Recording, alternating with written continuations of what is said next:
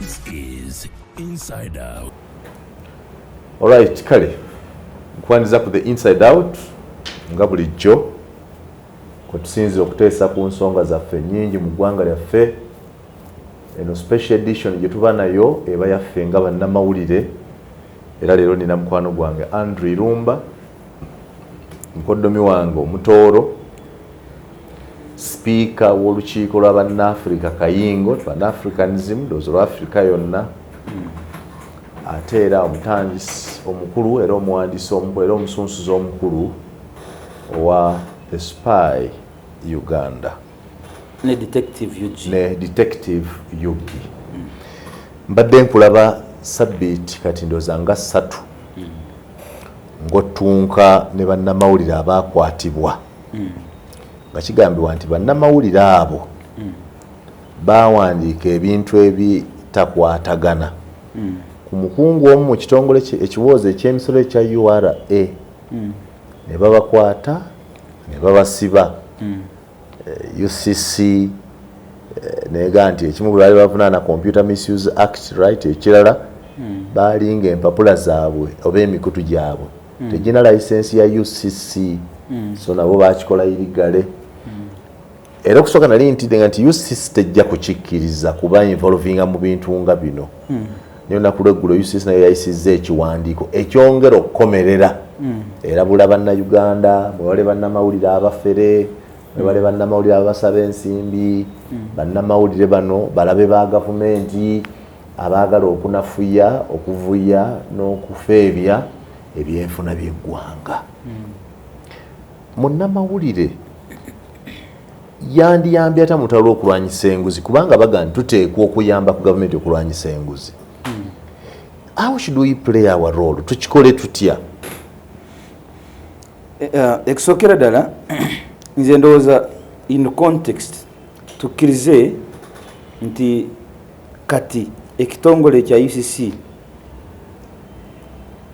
ekikulemberwa kati munabyabufuzi Honorable Nyombi Tembo. Uyo munabyabufuzi kituufu. Era nkyogera is a politician. Nkyogera intentionally. Munabyabufuzi Nyombi Tembo. No, he's a politician. Nyombi Tembo is a politician. Outright, he's a politician. Atandise okukozesa ekitongole ekyo with evidence okukola ebyobufuzi. Ate nga ekyamutwalayo kyakukumakuma na kubumbabumba n'okulaba nti atuwa direction entuufu ey'okutambula mu kukola emirimu gyaffe bulungi, okuzimba eggwanga. Yes, that's the road. Bw'ovaayo n'ogamba nti abannamawulire bali mu economic sabotage, Muyanga kigambo kinene sa Samuel. Muyanga economic sabotage. Kintu kinene nnyo. And the statement was signed by him as executive director. Kintu kinene nnyo era singa abannamawulire tubadde tuli bumu ng'aba boda singa twamuforces okuwithdraw ekiwandiiko ekyo n'okutwetondera naye abannamawulire tetuli bumu, we are not together. That's why they are using our weakness. Omanyi problem emu gye ndina mu Uganda abannamawulire, media was not by us betwasangawo bagiyita fourth estate nti ziri amasiga 3 amalala nga lino teririiwo tegasobola kukola bulungi. It means we play a pivotal role.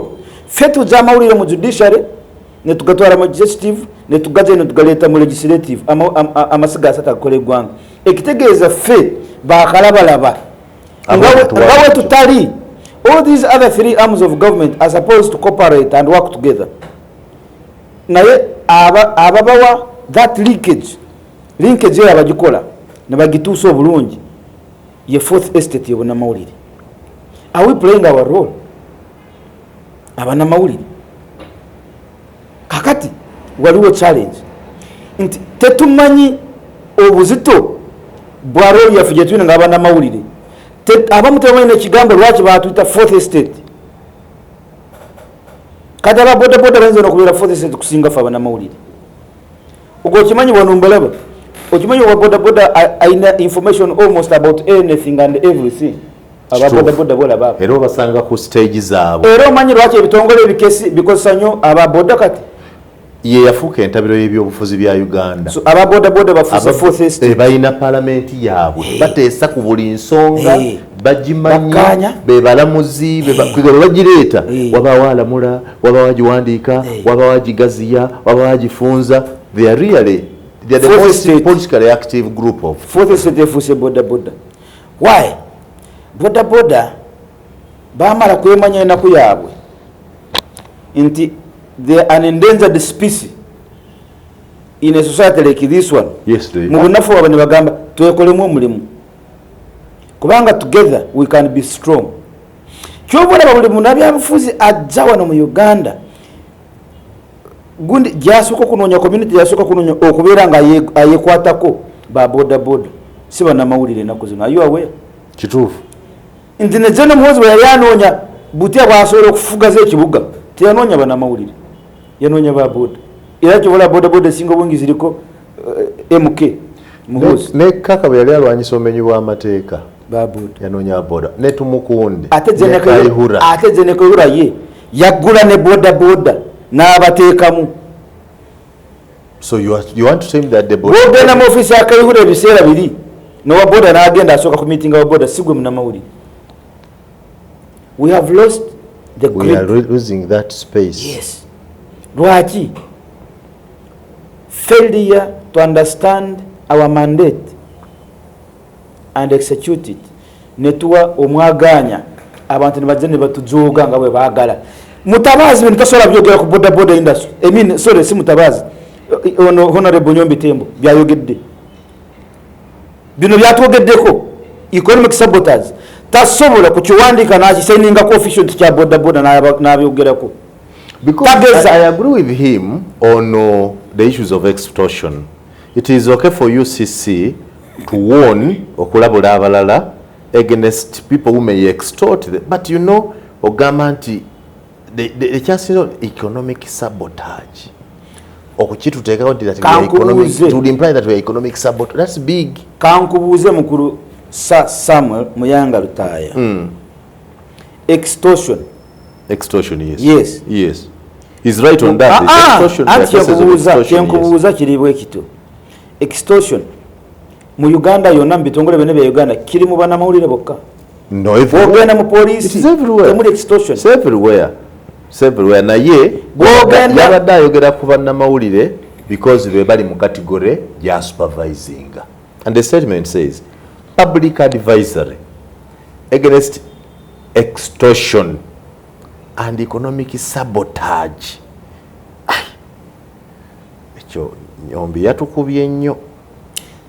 Ekyo yakubye nnyo. So argument yange egamba bweti. No mu UCC yenyini gyakulira talina evidence that there is no extortion. Talina evidence. By broadcasters, online publishers, bloggers and other online media services. This is big. You know, Nyombi Tembo is my friend. My very good friend wekitiibwa. Nange mukwano gwange. Naye kino yatutaddeko kinene. And is my fellow Pan-African. Kati atenze kusedi yange is even a Pan-African. Era musama ekitiibwa. Naye kino yatukubye kinene. Okukwata politics n'ozigatta mu mulimu gw'oyinza okukola UCC bagenda gyonoona. Mukulu Muyanga njagala nkutegeeze kati saawa zino generation gye turimu ebunamawulire bw'oba oyagala Nyombi Tembo alowooza nti ajja kukwata iruma ng'akamulika n'akateeke mu kooti ye akazaayo n'akakozesa byayagala bw'atayagala n'akazaayo tekikyasoboka. With this online industry nze bwonteekako ngonyo akakongovule oyinza okulowooza nti omanaginga nsobola n'okuva wano mu ggwanga oba nensigala mu ggwanga naye ng'abiwandiika ali wabweru w'eggwanga kati nendaba bw'ekyonomukolako. So okuvaayo ne twagala kukolagana naffe it's not a point of weakness. We just want to be civil. Naye bwana atulemerako bino byatandise okugenda n'okukola bino. Irumbe can be here. Amawulire gange nga bwe ngafuna nga sindika German ne gafuluma German ne gakuba wano Uganda. Nga nenkulagana nenkugamba luno olupapa sirimanyi si kati saawa zino omanyi spy tomorrow he can open another one. Nanga opening Kateri German. I read stories here, I send them German, they are published about Uganda. So aleme kututeka kisenge kuleveyo. We want to be civil. Ate twagala kukola na president waffe w'Abannamawulire wamuwandiikiddeko ebbaluwa oba mukubire simu omugaa nti tukkanya naawe naye kino wattaddeko because the danger of this kasita ogamba nti economic sabotage oba oyise mwami Museveni atukwate n'omukono gw'ekyuma ennyo era kyaliko mukono gwa kyuma kyaliko ekyo Museveni ayagala sooka atuteekemu ange eri omanyi amagye oba security nga tena kuba ku mutwe esooka n'ekuteekamu ange ekubibwa nyombi kyakola basooka ne bakuteekamu ango ekubika nga teri agamba ne mama nga akwegaana muyanga mukwasibwa abakazi oyo si mwana wange okuva na leero nkuzaalukuse kati bakukube bulungi nga nab'ekika kyo bakweganya nyombi kyali mukukola kati Abannamawulire babinyo the extortionists kati baagala n'okugyawo eggwanga economically balisaanyeewo ddala omunnamawulire mukulu muyanga waliwo omunnamawulire ali mu kkomera Dickson Mubiru ne Munesengoba aba Grapevine bagamba nti mu kitongole kya oil ekya UNOP ne Vito gwe bawa contract mulimu enguzi bwe kiba kituufu nga mulimu enguzi eyo enguzi ya billions of money nebaya billions kuoyo awandiise n'oyo gwawandiikako ani akomitinga economic sabotage bali abo bawandiikako the Vital and n'abalala abawandiikibwako so saawandiise until they prove that ekiwandiikibwako si kituufu naye bwe kiba kituufu olwaleero ani ali mu kkomera Bannamawulire why they have tracking news in NMDA Ministry Department and agencies of the government today in Uganda for you to hear that there is a corruption tendency kikuwawazanya amaturu ali not even a tendency that there is corruption bwokiwulira nga bakyogeddeko ku mafuta g'eggwanga oba ku kitongole kya UCC oba ku URA kikuwawaza nnyo nti kipya nnyo I only need to read si kipya kakati ekikusibisa omunnamawulire ekiki gwe omukifo gy'okumusiba mugambe bring proof naye ng'omusaba proof si kumusiba bwe neemulema okugireeta kati mukyajinge penalize him for failure to bring evidence naye tomusibirawo kubanga bamusibirawo kati oli mu kutiisa agiwandiise naye naffe abali eno abadde bamuyambako to provide evidence actually ya general bwe babasiba they even got the guts to quote two stories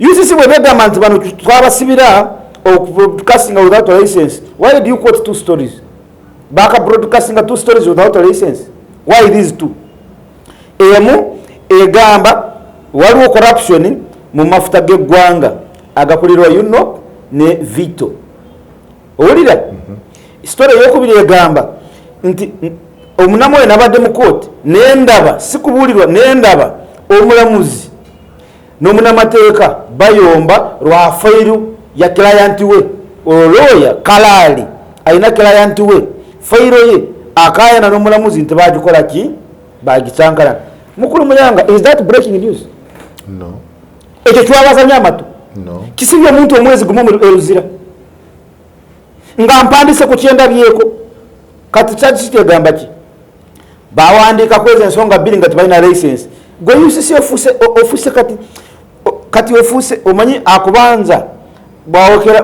bwawerekerako atakwagala UCC ofuuse ekyo muyanga bwe tujja wano kati sawa tuli wano muyanga nolaba wali ekiveera ekyefaananyizako bomu noyogera nti bannange wano wayinza okubeerawo bomu weetaaga license do you need the license okugamba nti awo waliwo obulabe polisi nebweza nebusanga tebuliiwo sina buzibu sina musango you have raised an alarm yes to awaken them to come and polisi eje nonyereze bwesanga tewali buzibu it's okay naye at least suppose wabaddewo obuzibu Abannayuganda nabo badde mbalabula ne baddukawo gwe mulimu gwange ng'omunnamawulire bwema ngambye ku Vito na yuno mubadde mu corruption gwe zangu ononyeze ng'ekitongole kinonyereza bw'otabusanga ngamba naye wasinziira ku ki naye n'osiba embwa n'otwala luzira ate Abanamu tuli tusirika binyo tusirika busini sibinya Bannamawulire abalala tuli bwe bana abaana ababiri olakula basibiramu wano Buganda Road babatwale Luzira wona libongoza simpuga lwe olakula yategekeramu okwebaza Katonda ku birungo byamukoledde. Guess what? Bannamawulire ebisirika ebinyo byagende Masaka nebisibenge biri Pulawo ne maza simpuga Bannamawulire ebi mfojo kulwanirira onyifojo kulwanirira bano bebasibye bigenze bya Pulawo Masaka nti oluvale ku bano badda kuggwe tebakimanyi baloza it's about Dickson Mubiru nga nesengo balera bakitebana basiba wiki sate mabega nali ndwaniride Abannamawulire babiri aba press UG bali babasibe bamaze na kusatu kuzinza road police ekyabasibye kimanyi bawandika story inti muyora walimu omwami yakwataganye ne kampani emu nagijirako muwatwa ne bayisawo sente enguzi he on a company using this stuff in URA and declared his revenue, his taxes. Neyepe no musa. Ne bazigabana. Abannamawulire ye story gye bawandika. Oyo gwe bawandiseko ate n'anoonya poliisi ne bagenda banoonya Abannamawulire ne babakwata ne babasiba. Bamala ennaku nnyanga sinajja. Sebo wanagenda kuzinza road poliisi ne babuuza bano bakoze eki bawandiseko. Complainant yali n'omukulagira poliisi. Kola bwoto. Oyo mwana namusangayo. Nemubuza obasibi kubanga bakuwandiseeko yangamba internal memo gye basinzireko kuwandiikako ya URA munda ng'omwami bamugamba bamuinterdictinga bagala aje yewozeeko nga bamuwandikidde as an internal memo kati omanyi kiyesibako ani yabawa internal memo eno ng'esapose kusigala mu URA munda muyabanamu ne mugifuna ne mugiwandiikako ani yagibawa gwe musango kyenasanga yesibyeko nemubuuza guno gwe musango is it true nti ddala internally bakwandika nga bakweta wewozeeko ku misango eno nti kituufu kakati omusango gw'abano kwekuba nti bafunye information nebagiwandiikako nti ye nengamba omupoliisi ddala ye police officer kwono nabano ani alina kusigala wano ku poliisi kubana ababiri bosibye nono ali wano akugamba kola kino kola kiri akwana esente baani abasabidde okusibibwa navayo nabo mukomere babiri Richard Kintu thank you no mulala muita I think you have done that well kati Abannamawulire abalala nabanoonya n'okujja okustanding a bond for these guys nga tebalabika. I had to call for other people who are not journalists to come and stand for them to get bond from police. This is the road one. Babuze Kintu Richard nakolako naye mukwano gwange olidde Abannamawulire wano last week Dickson Mubiru ne aliraba Kisengoba abayimirira si Bannamawulire waliwo bus driver omwami bus driver bambi n'okusoma teyasoma bamubuuza ono omwitoota nti mukwano gwange bus driver mukulu muyanga yayimirira Omunnamawulire omulala mukyala wako kyala atunda mandaazi naye kubanga ono naibba wamugulako amandaazi yamuyimirira. Abannamawulire temuli mu Munnamawulire ayabayimirira. So what is our problem? What is my argument? You cannot know. Obusiru butuyitiriddeko kyebava kati batandise okutuzooga nti n'owandiika eggulire nga lituufu oli n'akusiba lwaki oliwandiise tali ku argument nti lituufu oba si lituufu lwaki oliwandiise ani akulagidde ani akuwadde internal memo ya URA ogifunye otya ne bakusiba busiru kabatusibe paka omunaddemu amagezi. Martin Luther King I'm a Pan-Africanist yagamba lumu nga bimutabuseeko n'agamba we must all come together and fight or accept to die together as fools. Tukkirize ffenna tubeera ng'ebisiru tufe oba tukkaanye tulwanise omulabe. Ebinnamawulire bya Uganda bitumbaavu nnyo obusiru bayitiriddeko. How do you go to Masaka okulya piraawo bano babasibira ne Buganda Road ne babula nabo bayimirira mpolampola. A united media cannot allow Nyombi Tembo to write this. Kakana. Ate abakifulumiza nabo Bannamawulire. N'abakifulumiza nabo Bannamawulire. and they okay sikiwandika yekyo nobuziba sense siziria sikiwandika ate siziria. It was paid for as an advert. Yes. The new vision. Yeah, media. Yes, it was paid in the new. It is munu ayogeddeko online media nabo benyini bwabadde akiwaya akipulesinga yayogeddeki nabo. That's why baze bapulesinze sente kyameka kino milioni 5 zizo teekayo ne bateekayo mane waliwo sente zitugana nze. Let us now go slow on what Nyombi Tembo is saying. He's saying there is extortion. Do you agree there is extortion in the media or not? Does he be realistic? Does he have evidence? Oyo gwasanze extorting? Sir, I don't want him. You now, you are our president. He's you are not an ordinary journalist. Yes. Is there extortion in the media industry or not? Gwalavyeko extorting amulete. Oyo tumuvunane sekinomu muyanga lutaya. Police mulimu nguzo baterimu. Damwe kibuzo. Police is 120 years old ya Uganda. Online media is less than 15 years old. Mulimu nguzo baterimu. Mu police. Ati nabisoko demo. Soko nangoze media mulimu amanguzi obanedda. Mu police mulimu nguzo baterimu. Bali 120 years. Ya mulimu enguzi obanedda. First answer. Oyo gwalabye. Oyo gwalabye extorting amulete. Irumba. Oyo tumuvunane sekinomu in the media industry or not? Nkugambye nange nenkubuuza nti Nyombi Tembo yakakwatako bameka abatuletere tubafunane sekinomu nenkubuuza ekyokubiri police is 120 years old mulimu enguzi baterimu bwe tuba tubafunana tuvunana police yonna oba tuvunana oyo gwe bakutte ne yali enguzi. Okay, mu government ya Uganda yonna Uganda mulimu enguzi baterimu tugigale Uganda tugiguze Tanzania. You go picking the wrong doers, you charge them. You don't condemn the entire industry.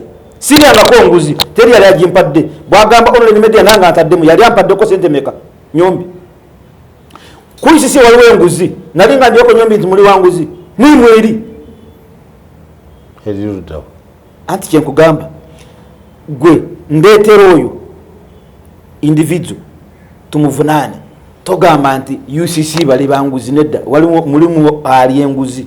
So togamba UCC no mu police mulimu ali enguzi si police no mu media mulimu abali enguzi si media industry. Olide no magende mulabu bakugamba wali here medication is free ngaka pande wekali no yingira mukasenge ka doctor ate doctor nagamba lete mitwalo kubi nga nyingira mukasendeke kuduka akapande. Don't allow corruption. No yingira ne bajikusaba bota jimuwa ngogamba sijja kukiriziganya na muntu muri wanguzi ngofa. So what is wrong with Nyombi saying, warning the public that there is corruption in the media in form of extortion by writers, broadcasters, bloggers also? Is he talking about what exists or not? Kino akikola lwakuba bafuse bajozi Nyombi azze nasanga industry online media ngalo bagizimba wetu atandikira wale wabinyo okusinga wetu kati. Irumba, you are avoiding one thing. Kyayogerako wekiri tekiri. Let us go slow. Ayizo kwa yakyogedde bubi. That's the next level of thinking. We know one thing. Kyayogerako wekiri. Answer jana kuwadde mpozi ngo nti mu Uganda wonna mulimu enguzi naye bwe tuba tulwanyisa Bannamawulire. Yes. Yes. Naye kakati tokwata no branding the entire media industry nti bali banguzi bwokola bwoto bet kamya report ye ne auditor general egamba nti Uganda loses over 1 trillion shillings in corruption. 1 trillion mulimu ezo Bannamawulire omu Bannamawulire bazirya mbuza gwe Sir Simon Bannamawulire bebalya trillion shillings eyo oba bakozi ba government bebazirya kubanga eno corruption baginonyereza mu bitongole bya government nga na UCC nayo kimu ku bitongole bya government eyo 1 trillion baginonyeza no mu police nga ate police ina kunonyereza So tulekera okusamukiriza. Uganda police is 120 years old. Are they not still committing fatal mistakes? Did you read Nyombi's statement? Yes. Did you understand? Yes. Is he justified either in terms of time or content of the statement? No. Is it? No. Yes. No. Is he talking about something that does not exist? I have told you. Boba, if you are addressing an issue, point at individuals. Nyombi mkiwandiko kyekyo ya mentioning abantu bameka be bakakwata ko mbuli bwenguzi obwo. Bameka. Aina bakwadde. He is talking about something so blanket, general. Katutandikire wasebo. Maybe as an executive director. Tutandikire wakunonyereza. When you give a general statement, tutandikire njagalo ngambe muyanga rutai. Twamukutte. Extorting. He gets calls from the public that journalists are extorting from them. Kati na kino kanchi kugambe. Waliwo kampani bino byogera nza byogedde tereza kamera. Ogitereza? Yeah. Equity Bank yawana Uganda eri wano. Ebadde ne scandals nyingi mu banka yaabwe. Sente za customer zibula. Omunnamawulire akolera part times bwe yaziwandiikako. Omujifo Equity Bank watokanya nakyo nga sikitufu njifo kyogenda mukoti baddukira ku UCC. UCC ina capacity yokunonyereza oba kitufu oba sikitufu. Wabula bali bamuwandikira okujja bafeesinge ne banka bamugamba obojja jangu na license. Kubanga tulaba obadde wandika ebintu na license. You are gagging the media. Kati UCC ene mukola kati is trying to protect thieves.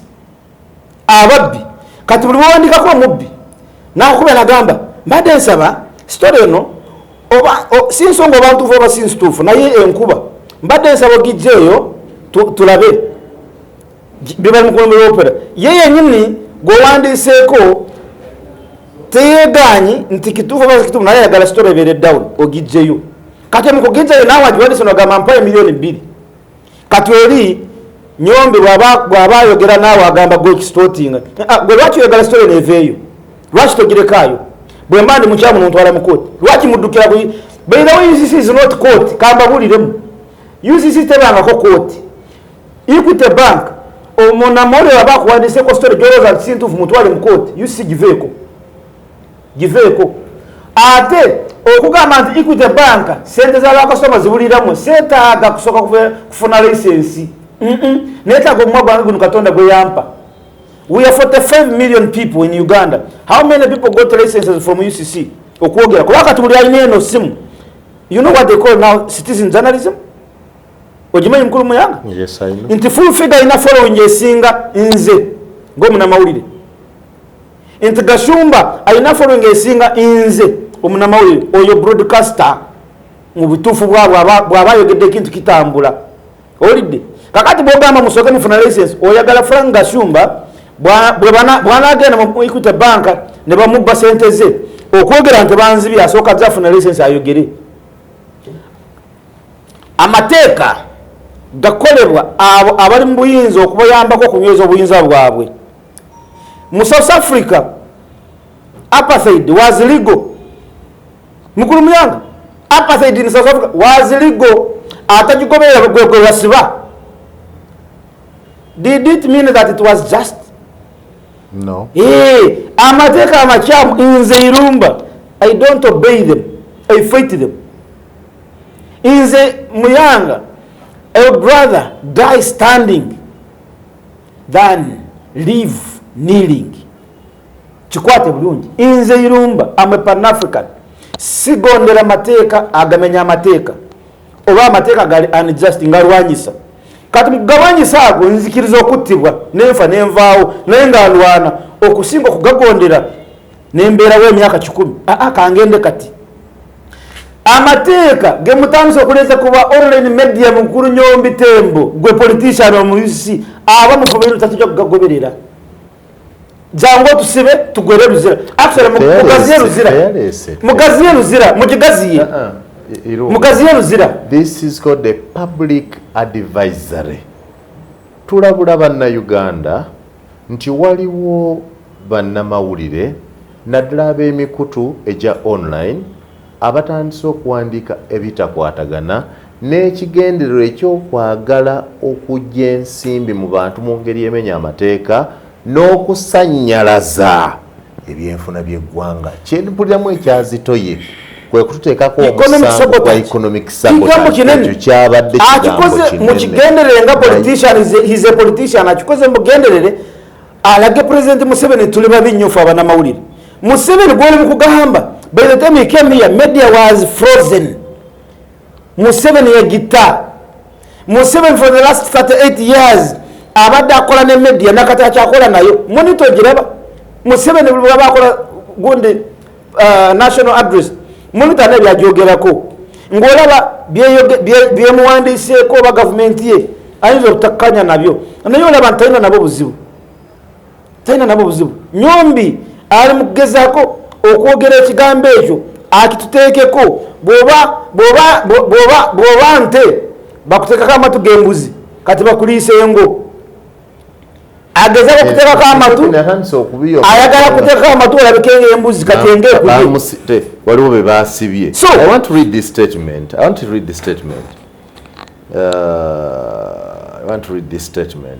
The public is informed that publication and or broadcasting of content that contravenes the broadcasting standards enshrined in the Act and the regulations, including fabricated and or malicious stories, is prohibited for not only being unprofessional but also illegal. Broadcasters of prohibited content may be liable for a range of regulatory sanctions, including suspension or revocation of their licenses, as well as criminal prosecution for myriad of criminal offenses, including publication of prohibited content, criminal libel, and malicious information, among others. The Commission has commenced a nationwide crackdown. The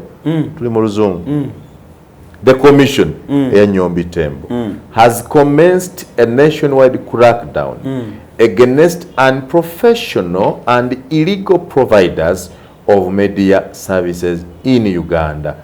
Unprofessional and illegal providers. Do you fall under that category? No. You and I are not in that category. Let us continue. Including those operating online media outlets such as online television, online radios, online newspapers, vlogs, and blogs are reminded to uphold the law, the minimum broadcasting standards, and the code of ethics for journalists. The public is encouraged to report to the Commission any providers of broadcasting services that attempt to extort and or otherwise demand for payment before any defamatory stories are corrected or otherwise deleted from the media platforms. Are those things that journalists are doing or not? I have told you, in Uganda, temuli saints, and so it's going across the board. However, if you want to correct mistakes, don't generalize. Muyanga butera abaina bwegenda luzira milioni ana musanvu za Uganda zona ziruluzira. Jeziri zonna? No. Abachamu system ebaizolating ne batwala luzira. So, I am not saying that there is no corruption in media. Neither am I saying that there is no corruption in MDAs of government. Corruption is single bunyi mu Uganda. Abakola economic sabotage. But mu MDAs nkugambye scenario gyamanyi konze. What wrong did Nyombi Tembo do as an executive? Okugezaako fenna warn the public. Anti kankubulire. Okugezaako fenna nga banamwe nawe nange n'oli. Fenna okutambaza amatu g'embuzi engeetulye. Inte abanamole batasa practicing economic sabotage. Ekyo Museveni bakikwata na contextualizing mu political janeye obera target. Kati obera target bwebata kuhitinga, it doesn't matter whether it has hit you in the eye or in the nose. Kati bakuteka mu angle you are a target. Ekyo Nyombi kyagezako kukola in his politics. Nyombi nekyo kubikyendagala kugamba mukulu muyanga. Nyombi beletemu afuse ED. ensobi ezisinga obungi ku online media tubadde twezeekoleddeko fefekka we twateemu online media mukama wange nga online emikutu egimu gyogera n'ebigambo ebitayitika mukamwa nga extortion efuse extortion kyekyatuleesaawo online association zino. So there was extortion. We have, yes, there was extortion. Owulidde neegaanako nkugambye obuli bw'enguzi tebuli mu media wokka buli mu ggwanga lyonna. But you cannot use that to justify corruption. No, I'm not justifying. You are an educated person. Don't take it. Let's fight corruption yes. in the media industry, yes. where you and I yes. work as professionals. Yes. We do not need to justify it because police has, MDS has. First understand me. Argument let us square it, face it squarely among us. Argument yange is there extortion? Argument yange egamba nti mukulu Nyombi Tembo eno statement gyakoze ali mu kututeeka mu harm's way economic saboteurs kigambo kinene nnyo. Auditor General's report egamba 1 trillion shillings is lost mu nguzi mwabo temuli Bannamawulire. Those are MDAs. But if we are calling for economic saboteurs bane betargeting Bannamawulire oba bano ekyokubiri kankubulire nsobola okulaga email yange wano leero Thursday ku Tuesday I got a call or a message from Germany, a German company. German, nga he has lost 3.7 billion shillings. When mbana Uganda, nga bamuyise befude Minister of Agriculture and Tenonya supplier of fertilizer. Oli ye fulanti ye contract ye chairman contracts committee.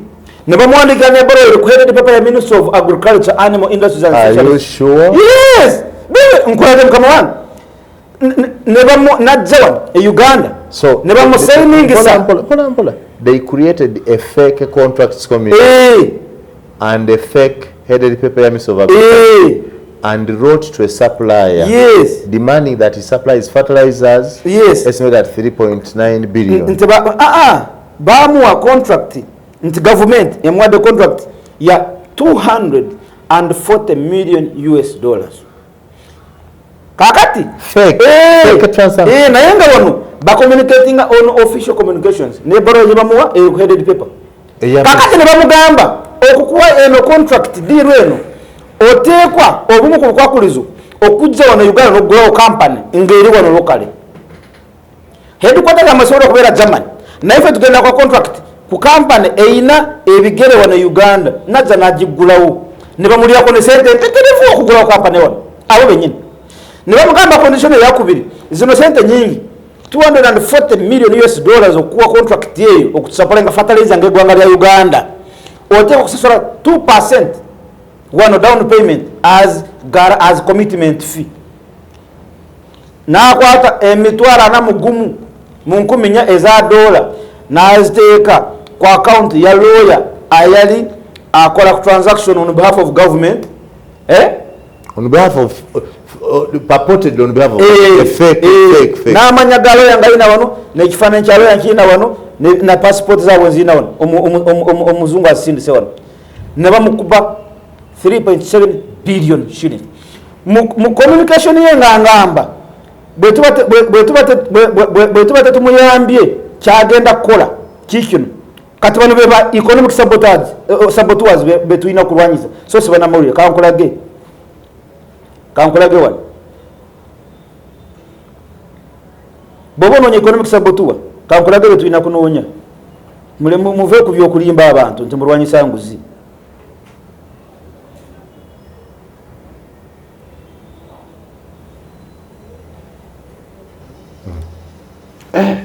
Rabayo huliriza.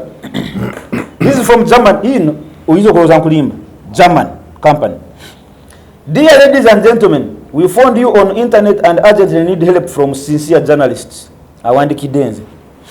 We are a company from Germany and have invested a lot of money to do business in Uganda. It was about trading in gold and fertilizer. As it was our first business in Africa, we hired a lawyer from Uganda to help us. Unfortunately, this lawyer also seems to be involved in the fraud case, and we have lost almost $1 million US in Uganda. This hits our company very hard. The Ugandan police have already been informed, but so far we have not seen any success in the investigation. If this fraud case is not solved, we will have to issue a warning to our trade association and warn them against investing in Uganda. As a large German company with numerous contacts in the German and international economy, this would be our duty. Ona gamba, bebatamuyamba, agenda kuandika advisory warnings to the entire international business community not to invest in Uganda. This is now a saboteur. Ono lawyer, na abakolagane bali basatu, these are economic saboteurs. Banonzikiriza. Kubanga, kuruwa bubi bwabwe, Uganda, solo kufiirwa ba investors enkumulito fa kuba namawulire kati bwengenda juandika eno ono gwempandikako ali mu government muno bano tebasobola kubanga nga temuli mu bantu bali mu government kubanga ono bwe nayigenda ahead n'enjogera naye yangamba nti negundi the LPO order gye bakwotinga okusinziirako okukkiriza okumanya nti ddala kituufu eno diru gyeri mweri mu system ya Ministry of Agriculture. Era bwe yajja wano n'agenda n'ayogera n'aba ministry ne bamugamba nti ode eyo mweri ntuufu naye nkadde olira oda eri genuine gye bakwotinga muno nga bakugamba jangu supply naye nkadde omujamani yalekitegeredde wa nti eno oda ya expiring. So kitegeeza bano abakola bino bali muwa mu government odegera mukulu yange the inside out kati batubanyisa batubanya economic saboteurs be bano kakati Irumba bana bawandikako ngogamba Irumba atwanyisa Irumba Rubian controllable katujimalize bwetyo nze Simon Muyanga onkoze bubi program ne kwa dakika 10